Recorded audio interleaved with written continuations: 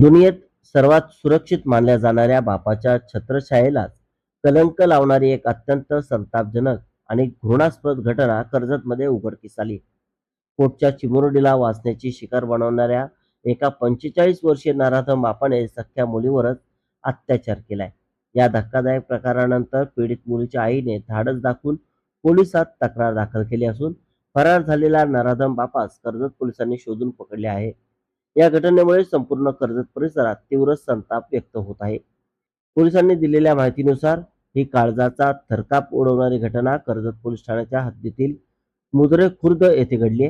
आरोपी बाप रमेश सिंग दत्तू परिहार वय 45 वर्ष सध्या मुद्रे खुर्द कर्जत येथे राहत असून मूळचा चोरपाटी औंढा नंबर 1 पहाडी सुदूर पश्चिम अंचल नेपाळ येथील रहिवासी आहे.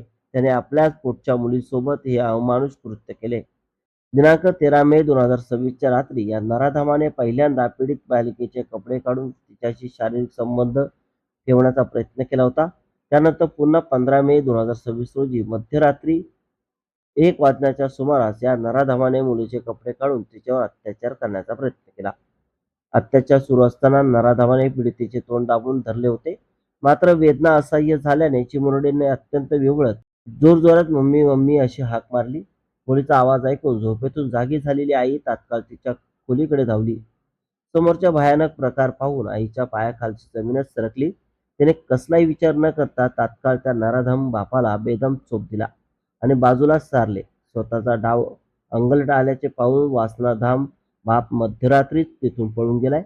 या घृणास्पद प्रकारानंतर पीडित मुलीच्या आईने थेट कर्जत पोलीस ठाणे गाठून नराधम पतीविरोधात तक्रार दिली आहे.